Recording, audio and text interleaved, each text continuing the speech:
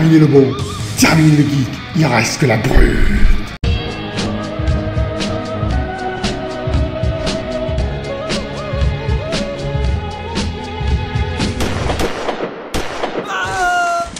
Bonjour les amis, alors pas d'inquiétude, non, je n'ai pas abusé de Red Bull, c'est simplement la réaction que j'ai eue quand j'ai eu la nouvelle hier, et oui, comme vous, quand on m'a appris que Cyberpunk, une nouvelle fois, était repoussé pour le 10 décembre, alors que je l'attendais pour le 19 novembre, et que j'avais tout préparé, même mes petites pantoufles devant mon PC, devant GeForce Now, et voilà, je dois encore attendre.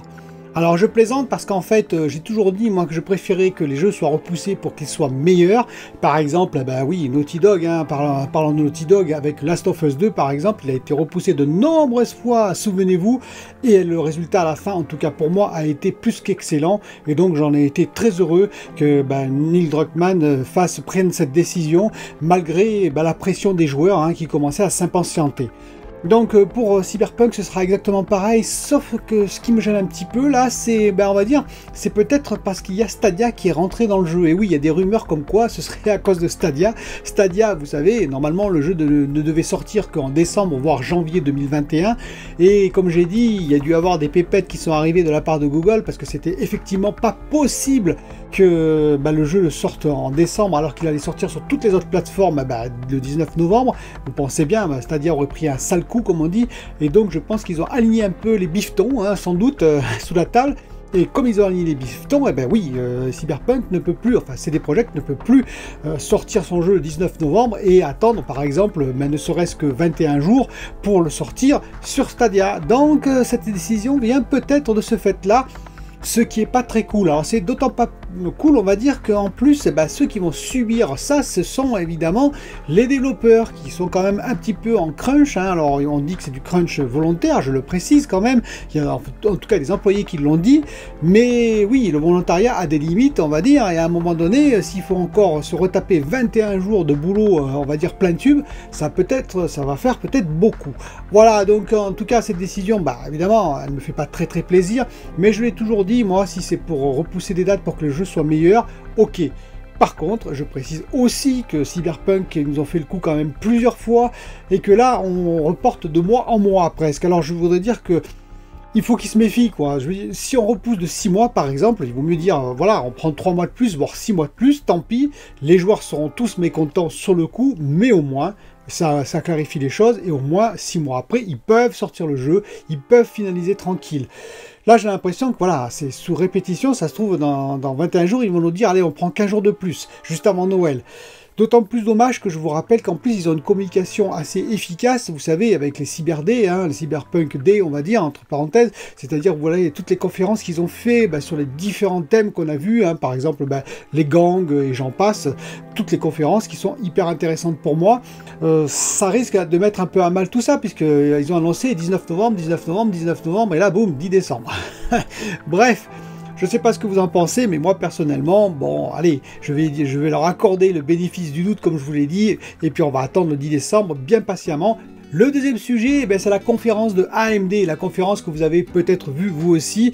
C'est un sujet qui va un peu se compliquer pour moi, parce que je l'attendais énormément de cette conférence, qui date du 18 octobre, pour rappel, hein, qui a duré 30 minutes.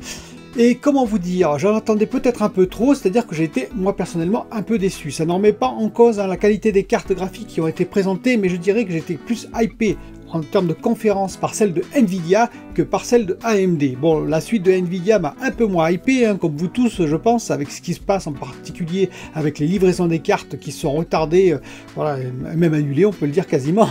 On ne les voit plus les cartes, on se demande où elles sont. Mais la conférence en elle-même était très bien. La conférence de AMD, je l'ai trouvé un peu cheap, si je puis m'exprimer ainsi, c'est-à-dire il y a eu pas mal de graphismes, il y a eu bon, évidemment des explications techniques comme d'habitude, hein, et on a eu le droit à toutes les bar charts comme on appelle PowerPoint avec les comparatifs, et on en parlera entre les cartes Nvidia et les cartes AMD. Mais j'ai trouvé les jeux qui étaient présentés, par exemple, je les ai pas trouvés hyper hypants, les démonstrations voilà, c'était pas du tout comme du niveau de Nvidia avec le Marble, par exemple, pour présenter les nouveaux effets, en particulier avec le ray tracing qui était magnifique, avec le Cyberpunk, on a vu un Cyberpunk magnifié sous les cartes Nvidia, on a vu aussi du contrôle à la fin en 8K, je veux dire, il y avait quand même du gros jeu, il y avait du lourd, il y avait de la technologie qui était bien présentée, qui était bien segmentée.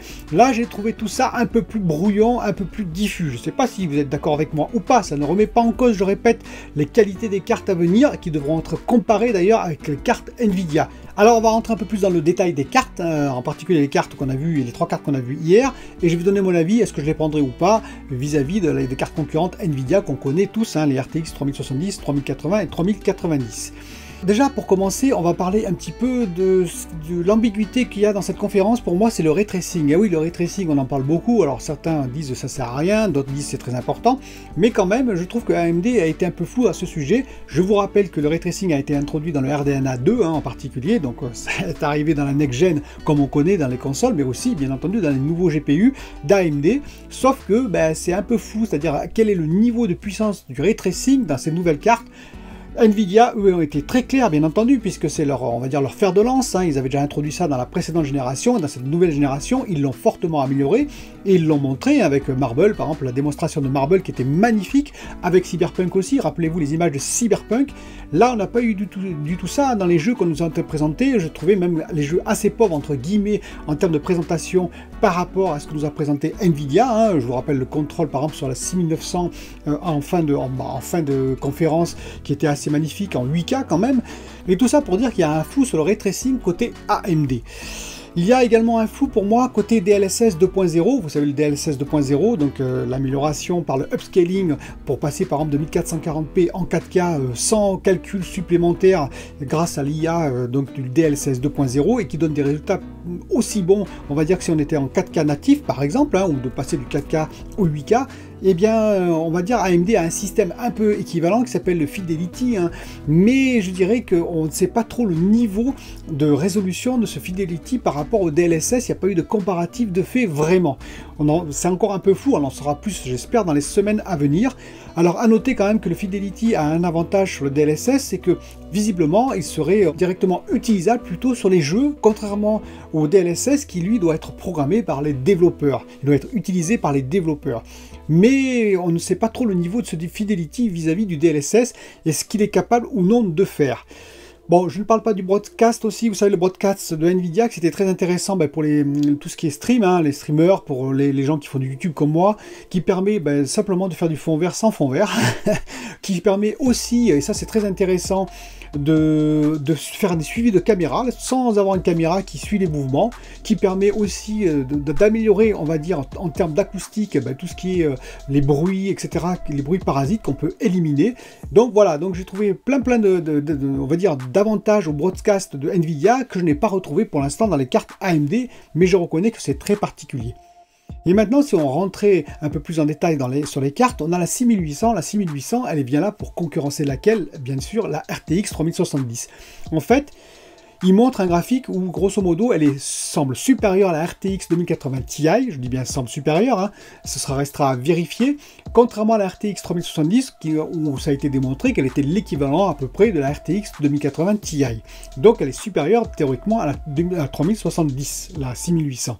Elle a un prix un peu supérieur puisqu'elle a 580 $, contre 500, je vous rappelle 500 $, en théorie bien entendu, de la Nvidia 3070. Oui, mais n'oubliez pas le ray tracing. Le ray tracing, on n'en sait absolument rien sur cette carte, tout comme le DLSS 2.0, je vous le rappelle. En fait, je trouve que des 3 cartes, c'est peut-être celle qui est la plus mal positionnée. Je vais vous expliquer pourquoi. Parce qu'elle est la carte suivante, c'est la RX 6800 XT, qui elle est bien plus puissante, qui fait 650 $, donc à peine 70 $ de plus. Donc soit je dirais vous n'êtes pas à 70 $ près. Dans ce cas-là, il faut prendre la 6800 XT, si vous voulez du AMD, bien entendu. Soit si vous êtes à 70 $ près, je me dis que la RTX 3070 qui ne fait que 500 $, en théorie bien entendu, puisqu'on ne la trouve plus à ce prix-là, enfin on ne sait pas encore si elle sortira vraiment à ce prix-là, alors elle est un peu plus chère en France, mais on peut imaginer aussi que AMD sera un peu plus cher en France, je précise, je parle en dollars. Et donc la 3070 qui a 500 $, qui fait quand même 80 $ de moins, ben, si vous êtes à 70 $ près, elle est très intéressante parce que je vous rappelle que peut-être qu'elle est un peu moins puissante que la RX 6800, mais quand même, le ray tracing, voilà, le ray tracing me semble supérieur sur la 3070 par rapport à la RX 6800. C'est à débattre, hein, bien entendu. Le DLSS, bien entendu, me paraîtrait un peu meilleur chez Nvidia que le Fidelity, hein, à voir aussi, le DLSS 2.0, je précise. Donc, quelques éléments comme ça qui sont un peu supérieurs. Après, effectivement, en termes de fréquence, je précise quand même qu'elle est autour de 2 Go en mode boost, si je ne me trompe pas, et 1,815 GHz en mode normal, en mode gaming. C'est un mode un peu particulier en termes de fréquence, hein, mais bref, on va dire qu'elle est supérieure en fréquence effectivement à la 3070 qui doit être à 1,7 GHz si je ne me trompe pas non plus. Et donc, je dirais quand même, effectivement, pour la rasterisation, pour tout ce qui est fréquence brute, effectivement, la 6800 est supérieure. Pour moi, cette carte, je dirais qu'elle est, voilà, elle se place entre les deux. Mais à la rigueur, si vous avez un peu plus d'argent, il vaut mieux tout de suite, à 70 € de plus, acheter la RX 6800 XT qui est bien plus puissante puisqu'elle vient effectivement concurrencer la RTX 3080 bien entendu. Et là, c'est plus du tout la même chose. Alors en termes de performance, on voit effectivement que c'est équivalent à une RTX 3080, donc ça c'est super. Toujours pareil, ray tracing on ne sait pas, DLSS 2.0 on ne sait pas. Par contre, en fréquence 1,7 GHz pour la RTX, contre effectivement jusqu'à 2,24 ou 25 GHz en mode boost pour la AMD. On sent le process 7 nanomètres aussi, hein, par rapport au process 8 nanomètres, je vous rappelle, de Samsung sur les RTX, un process de TSMC qui est vraiment abouti et qui permet ce genre de choses. Il faut préciser aussi qu'ils ont un mode Rage, ils s'appelle ça Rage, hein, avec un Smart Access Memory aussi. Le Smart Access Memory de AMD permet directement, si vous avez un CPU Ryzen 5 XXX, hein, la nouvelle génération, que le CPU accède à la mémoire du GPU. On verra pourquoi c'est faire, mais bon, ça a l'air intéressant apparemment, puisqu'ils disent avoir des gains de performance avec ça. Et le mode Rage, c'est tout simplement un mode overclocking qu'on pourrait facilement faire par simple clic. Donc overclocker ces cartes directement sans passer par un tas de menus. Et justement, on en vient à la dernière carte. La 6900, la RX 6900, alors là ils ont présenté un graphique, vous voyez aussi, où c'est en comparatif avec la RTX 3090, le monstre de Nvidia, et on a des performances équivalentes, pour un prix bien inférieur, puisque là on est à 1000 $ contre 1500 $ quand on arrive à trouver ce prix-là pour Nvidia, pour la 3090. Donc là, franchement, une différence de prix absolument phénoménale. Et là, c'est probablement d'ailleurs la carte la plus intéressante pour moi. Toutefois, je le répète, attention, ray tracing, on ne sait pas, par rapport à la 3090 qui est hyper efficace en ray tracing, je vous le répète, DLSS 2.0 non plus, bon, le broadcast, j'en parle pas. Donc voilà, il y a quand même des différences, et surtout sur le graphe, vous voyez, là, en comparatif, bien entendu, il y a quand même le mode Rage qui est enclenché, ainsi que le Smart Access Memory, puisque elle était couplée avec une Ryzen 5 XXX CPU, donc la carte en question, lors des essais, ce qui fait qu'elle était en mode, on va dire, maximal.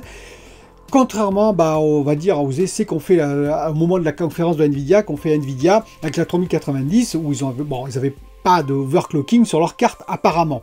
Mais bon, ceci dit, ça reste quand même une très belle carte pour une différence de prix quand même non négligeable, hein, donc 500 € imaginez. Et donc ça, c'est vraiment prometteur. Je pense que la 6900, elle fait vraiment de l'œil à beaucoup de monde, et on verra les comparatifs réels lorsqu'on l'aura en main avec la 3090. Pour la 3080 et la 6800 XT, que dire? Là, c'est plus délicat parce que je vous rappelle que la 3080 RTX 3080 est à 700 $. Et donc la RX 6800 XT, je vais me mélanger avec tous ces noms, la RX 6800 XT de AMD n'est qu'à 650 $. Vous allez me dire 50 $ d'écart? Oui. Pour des performances équivalentes? Oui. Sauf, toujours pareil, ray tracing, grand point d'interrogation. DLSS 2, qu'est-ce que ça va apporter dans le futur de Nvidia par rapport au Fidelity? Il faut voir un peu les deux programmes, comment ça va être. Il y a beaucoup de flou, je dirais. Je suis très heureux, moi, pour AMD, je précise, hein, parce que je peux donner des doutes sur AMD comme ça. Non, en fait, je trouve que ces cartes sont très intéressantes, mais je me pose des questions simplement en comparatif, c'est-à-dire qu'à 50, rappelez-vous d'ailleurs, à 50 $ près, j'avais dit, non, ce sera pas, parce qu'on avait dit que la 6800 XT serait au prix quasiment de la 3070. Non, j'avais dit que ce serait probablement la 6800, et vous voyez, j'ai eu raison. Il fallait faire attention. La 6800 XT est à peu près au prix, on va dire, de la 3080. Et c'est donc là qu'il faut vraiment vraiment faire des comparatifs. Alors si vous préférez AMD, vous pouvez vous jeter sur ces cartes, hein, parce que je pense qu'elles sont très très bonnes. Le ray tracing sera peut-être en dessous, ça, je dirais même c'est certain, mais ce ne sera pas non plus un écart phénoménal. Surtout, il faudra voir comment c'est développé dans les jeux, comment c'est utilisé. Hein. Pour tout le reste, pour les puissances brutes, eh ben, l'équivalent, on va dire, d'une RTX 3080, pour 50, on va dire $50 de moins, c'est pas négligeable. À voir, je vous dis, si vous aimez AMD, si vous n'avez, je dirais, aucun cheval de bataille comme moi, eh bien moi je vais attendre les essais, les vrais essais, les différents modes. Question consommation, elle consomme un peu moins que les cartes Nvidia, c'est intéressant, d'ailleurs ils l'ont montré, hein. Je crois que c'est 320 watts pour la RTX 3080 contre 300 watts pour la 6800 XT. Bon, c'est grâce au RDNA, en particulier les efforts qu'ils ont fait sur le RDNA et RDNA 2 qu'on connaît, hein, qui font qu'ils ont réduit de 50% le rapport puissance, on va dire watts dépensés. Et puis le process de 7 nanomètres vis-à-vis du process 8 nanomètres de Samsung, ben, le peu de différence qu'il y a, ça compte aussi visiblement. Alors qu'est-ce que je conseillerais moi? Ben, je vous dirais que la 6800, pour moi, je suis un peu dubitatif, elle est entre les deux, entre la 3070, la 3080 et la 6800 XT, elle n'est pas si loin en termes de prix, donc pourquoi ne pas prendre une 6800 XT ou alors une RTX 3070. La 6800 XT par contre est très intéressante, c'est vrai qu'en comparaison avec la 3080, excusez-moi, il faudra voir. Ben, on va voir un peu les performances que ça donne, hormis le ray tracing bien entendu, et surtout le haut de gamme, la 6900, là oui c'est très très intéressant, je pense, avec la 3090, là il faudra vraiment voir les comparatifs, car là ils ont fait très très fort à AMD. Je vous dis à bientôt pour une autre vidéo,